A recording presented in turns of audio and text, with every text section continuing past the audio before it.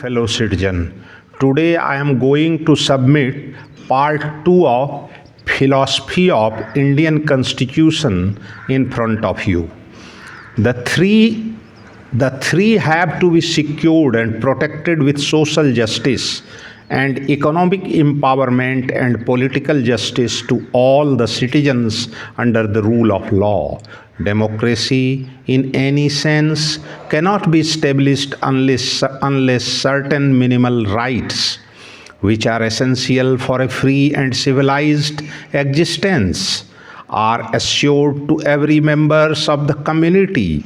The preamble mentions these essential individual rights as freedom of thought, expression, belief, faith, and worship, and these are guaranteed against all the authorities of the state by part 3 of the constitution, by article 19, 25 to 28, subject of course to the implementation of the directive principles for the common good, article 31c, and the fundamental duties introduced in article 51a by the 42nd amendment 1976.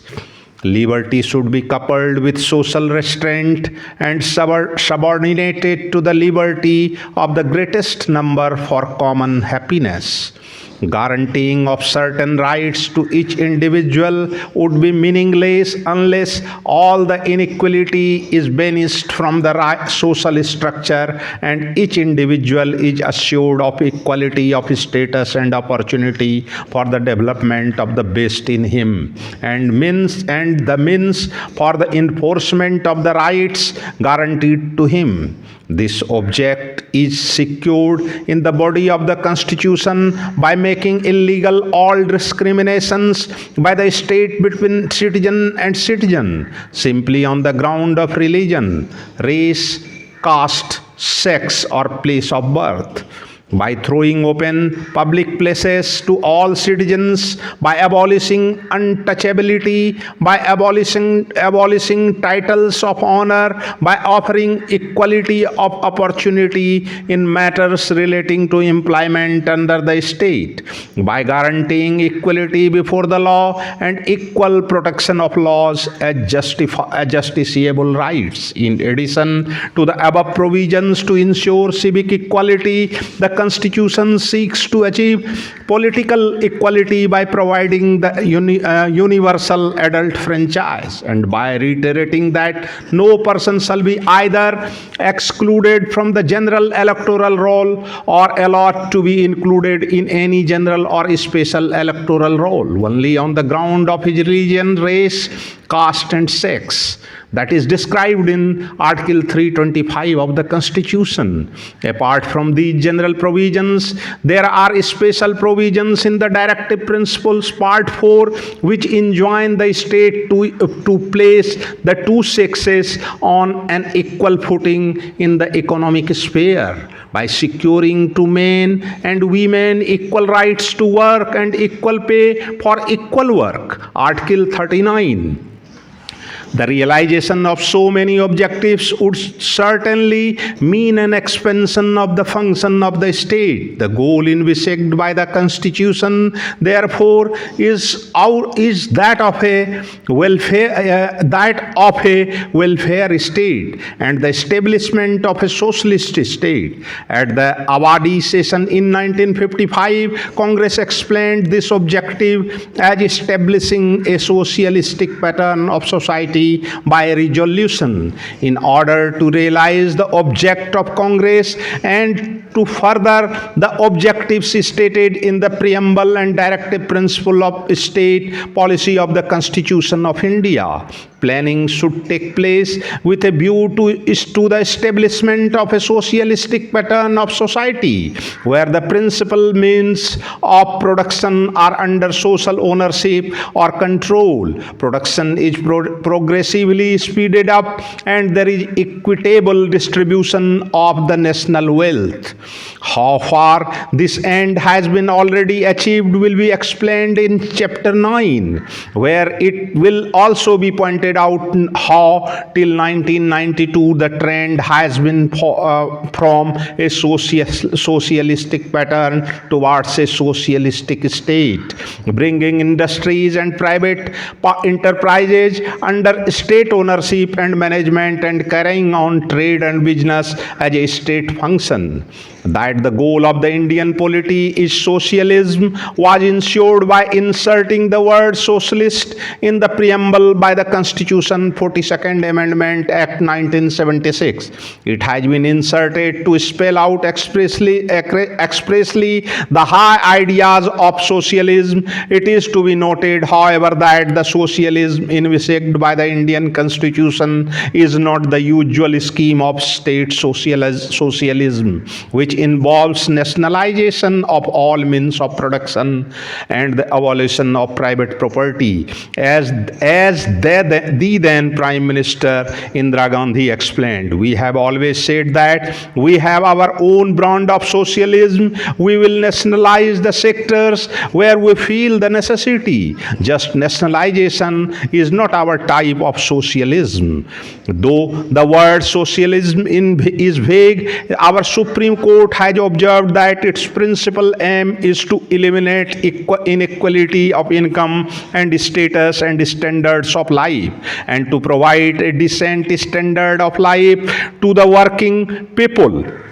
The Indian Constitution, therefore, does not seek to abolish private property altogether, but seeks to put it under restraint so that it may be used in the interests of the nation, which includes the upliftment of the poor instead of a total nationalization of all property and industry. It envisages a mixed economy, but aims at offering equal opportunity to all and the abolition of vested interests. From 1992 onwards, the trend is now away from socialism to privatization.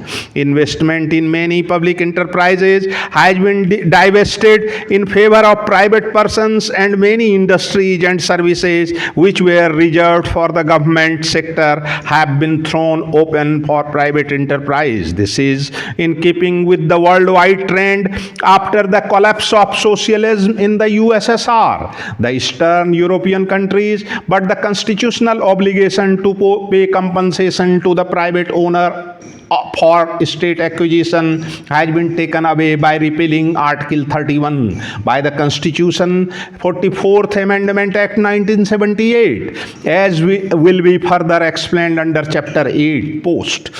And unity amongst the inhabitants of this vast subcontinent torn asunder by a multitude of problems and vociferous forces was the first requisite for maintaining the independence of the country, as well as to make the experiment of democracy successful. The ideal of unity has been buttressed by adding the words and integrity of the nation in the preamble by the Constitution 42nd Amendment Act 1976, but neither the integration of the people nor a democratic political system could be ensured without infusing a spirit of brotherhood amongst the heterogeneous population belonging to different races, religions and cultures. The fraternity cherished by the framers of the Constitution will be achieved not only by abolishing untouchability amongst the different sects of the same community, but by abolishing all communal or sectional or even local or provincial anti-social feelings which stand in the way of the unity of India. Democracy would indeed be hollow if it fails to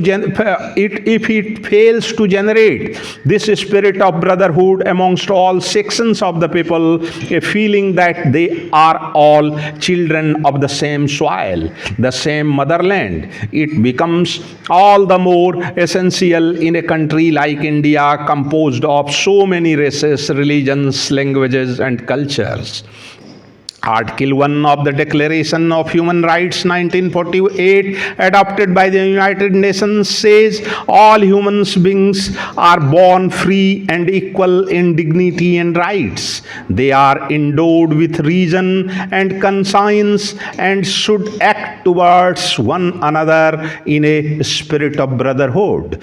In this spirit of brotherhood, that the preamble of our Constitution reflects the unity and fraternity of people of India, professing numerous faiths, has been sought to be achieved by the enshrining the ideals of secular state, which means that the state protects all religions equally and does not itself uphold any religion as the state religion. The question of secularism is not one of sentiments but one of law. The secular objective of the state has been specifically expressed by inserting the word secular in the preamble by the Constitution 42nd Amendment Act 1976.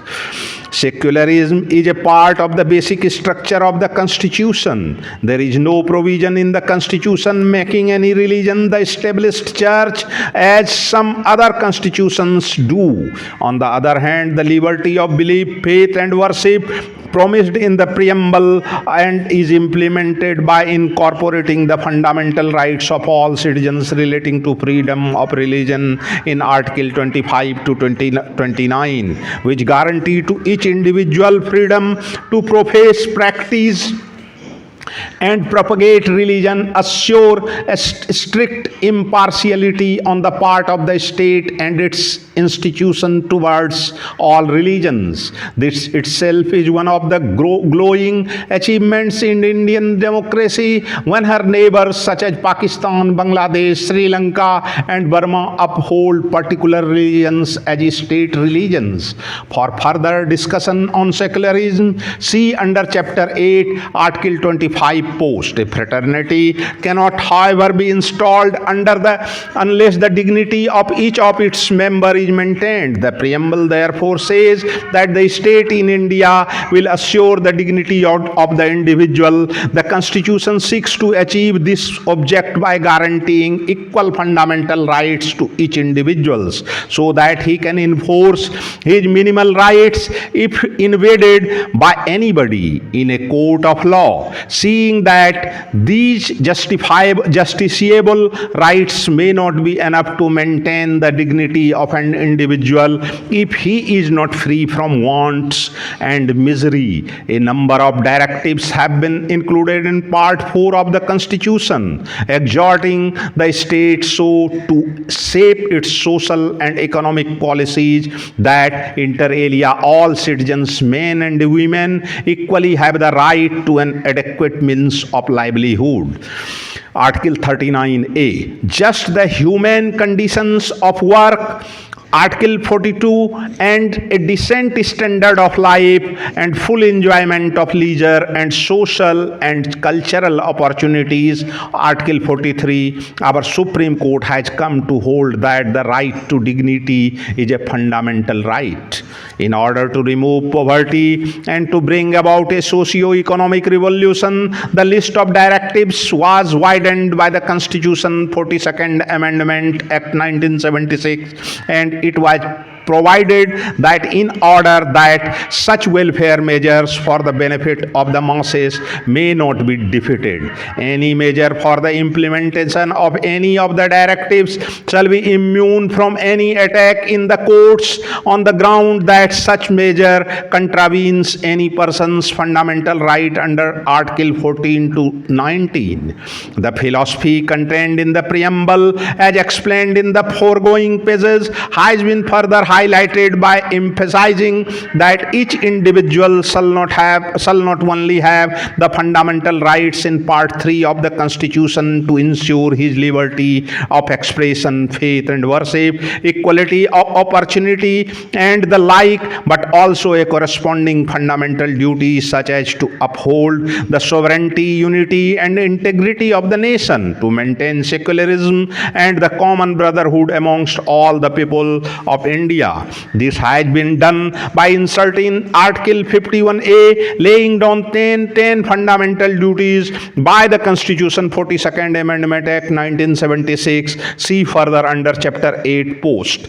A fitting commentary on the foregoing contents of the preamble to our Constitution can be best offered by quoting a few lines from Professor Ernest Barker, one of the modern thinkers on democratic government. There must be a capacity and a passion for the enjoyment of liberty. There must be a sense of personality in each and of respect for personality in all, generally spread through the whole community before the democratic state can be truly achieved. Perhaps it can be fairly demanded only in the community which has achieved the sufficient standard of material existence and a suffering degree of national homogeneity to devote itself to an ideal of liberty which has to be worked out in each by the common effort of all. If problems of material existence are still absorbing the ideal of living a common life of freedom, in other words, of attaining the particular quality of life, will seem an ideal dream. If again the problems of national homogeneity are still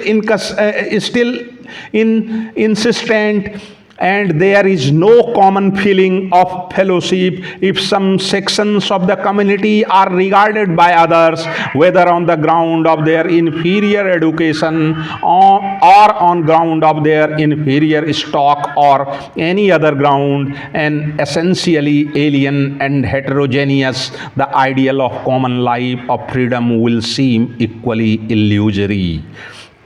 Combining the ideals of political, social, and economic democracy with that of equality and fraternity, the preamble seeks to establish what Mahatma Gandhi described as the India is my dreams, namely an India in which the poorest shall feel that it is their country in whose making they have an effective voice, an India in which all communities shall live in perfect harmony.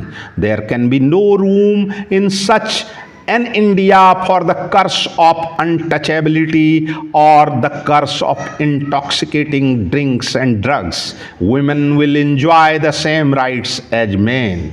No wonder such successful combination in the text of our preamble would receive an unstinted approbation from Ernest Barker, who has reproduced this preamble at the opening of his book on social and political theory, observing that the preamble to the Constitution of Indian States in a brief and pithy form the argument of much of the book, and it may accordingly serve as a keynote.